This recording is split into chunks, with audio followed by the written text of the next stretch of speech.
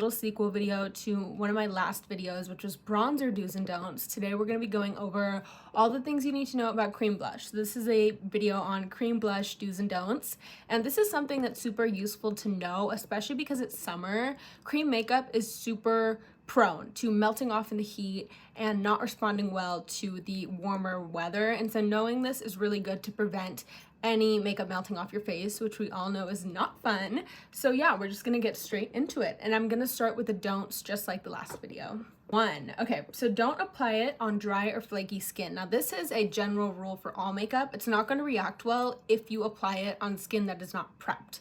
And in general, if you do have dry or flaky skin, just make sure to really prep your skin well. So that means use a hydrating cleanser, apply a really nice thick moisturizer just so that you're set for the whole day and both your skin is comfortable and your makeup has a really good strong base to hold on to. And as an extra step, you can also use a hydrating primer just to ensure that everything stays put and that your skin just has an extra boost of hydration, which is sometimes needed. So look into that. But if you do apply cream blush or cream makeup in general on top of dry or flaky skin, you're going to find that it's patchy, hard to blend, and does not look good after, a short period of time. So just a good thing to keep in mind. Always prep your skin. Number 2, don't apply too much. Now this is super useful to know. If you apply too much product onto your skin all at once, it's going to be counterproductive and you're actually going to result in a very it's going to be a mess basically, and it's not going to look pretty, and it's certainly not going to feel pretty. It's going to kind of patch up and not look good. So the thing to remember with cream blush is a little goes a long way, and so just remember that when you're applying it, apply minimally and build up as needed. And also remember to stay in natural lighting just so that you don't build up too much and look like a clown when you go outside, because I've done that so many times. And I've on the way to school, my mom would tell me wipe off that blush, you look like a clown. So I'm just warning you, don't do that, because I would have to use a napkin and wipe it off, and then my whole day was ruined. So yeah, keep it minimal, and don't apply too much. Remember that a little goes a long way, and usually applying it once is all you're gonna need. Number 3, don't forget to blend thoroughly. So this is crucial. Blending is essential to receive a flawless finish, and I think that a lot of people tend to forget that. Make sure that you're blending and that you're taking your time to blend, because if you're not, it's not gonna look good. And cream blush is something, it's not like powder blush where it's just you swipe it on and you're ready to go. It needs a little bit more attention. Just remember in your head to blend, blend, blend. Never ever stop blending. If you think that what you have is not looking good, just keep blending and it'll even itself out, which is a good thing actually with cream blush. You can keep working with it and it should be okay, and it's gonna kind of tone down. Number 4, don't apply over powdered makeup. So this one is an interesting one because I actually did a test and it was pretty okay. Nothing this one is actually really interesting because I tested this and it was okay, but I would just recommend first applying your cream makeup, lock that in with a powdered makeup product. So when it comes to cream makeup, the timing of its application is crucial. You can't apply it at any time. For example, concealer. You can apply that at the beginning of your routine or at the end, and I've done both, and they both look good. But when it comes to cream blush, it's important to apply it before you apply your makeup products, your powder makeup products. So what I mean by that is, let's say you just applied bronzer. Make sure that you apply your cream blush. That's going to be the base for your actual blush, which is the powder blush. And this is just going to have it pop through a little bit more. It's going to ensure that it lasts a little bit longer. And you're going to find that it just looks really good when you use cream blush right under powder blush, which is what I'm doing right now. It's just so pretty. It's so natural and it blends seamlessly and so easily. Remember, first is cream blush, then it's powder blush. Don't get it switched up, because the Patrick Ta blushes actually can be vice versa. They can go either way, but I wouldn't recommend it if you're not using the Patrick Ta ones. Okay, this one's interesting. Number 5, don't use the incorrect shade. So this is something that's super crucial. You don't want to use the wrong shade, and the reason why is when it comes to cream makeup products, especially blush, they're a lot more pigmented. So if there is a shade that doesn't look good on you, it's gonna come through, it's gonna show. And so it's important to remember that the shade that you choose really matters, because I've used cream blushes in the past that looked so funky and weird on me because it wasn't the correct shade for my skin tone. And so I have a blog post on how to find your perfect shade. and it's just listed actually for you. You don't have to do anything. And so I'll link that down below if you want to find your perfect shade, and if you find that cream blush really works for you, it's a shade that's probably not complementing you well and you have to change it. So that's something to know, because when it comes to powder blushes, they're not as pigmented, and so you can typically get away with it like not really matching your skin tone because it's not as pigmented. But when it comes to cream blush, it really does actually matter and is a huge component to how your makeup is gonna look.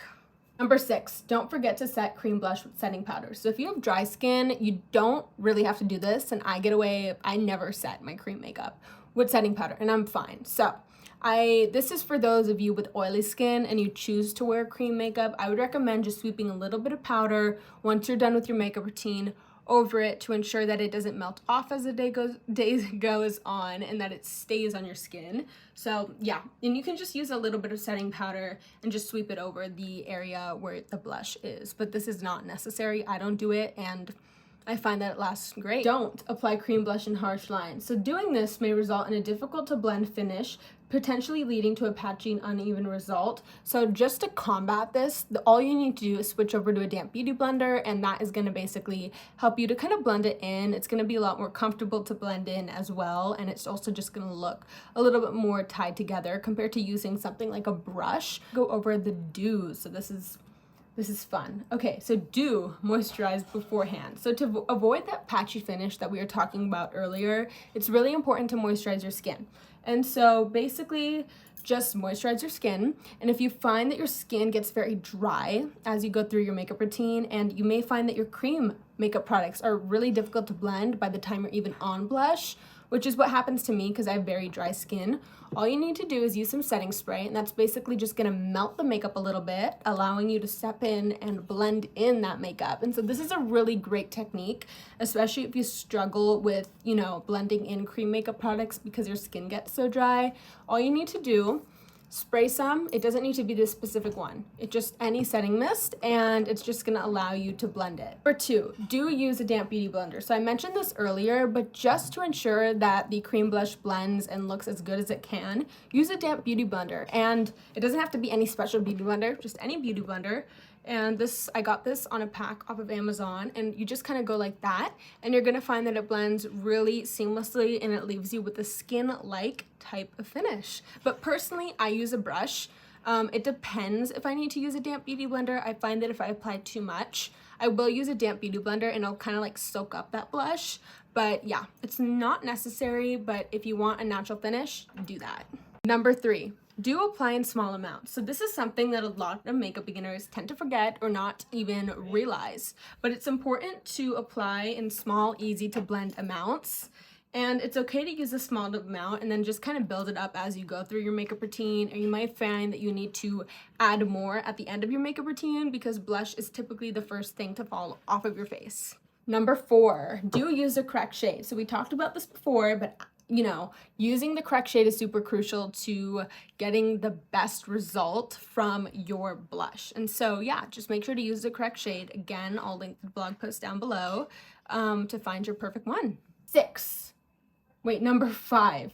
Okay, do use a stipple brush. So this is really interesting, and I used to do this before too, but those were the days where I was told to wipe off that blush. You need to make sure that when you're using a stipple blush, you're really being mindful about where you're applying it and how you're applying it. If you're going for like a super dramatic, like out there makeup look, use a stipple brush. So that's all you're doing is just kind of stippling it. It's gonna be a little bit thinner, and you're gonna find that it has a lot of bristles around it, but they're gonna be kind of spiky, and you just stipple that, and that's gonna leave you with a super pigmented finish compared to using something like a damp beauty blender, which is just gonna give you that, oh, I just woke up like this finish. So like flush of color finish, damp beauty blenders really give you a natural finish. And then after you apply that cream blush to that stipple brush, or just use like a bigger brush with some powder blush over it to ensure that it lasts long and looks good all day.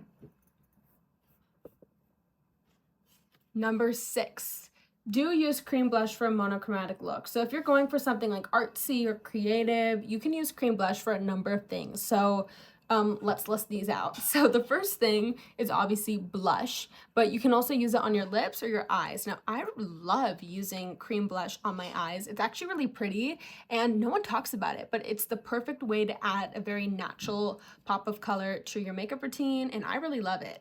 So I totally recommend to do that if you're feeling artsy or if you're feeling like switching it up a little bit. It works.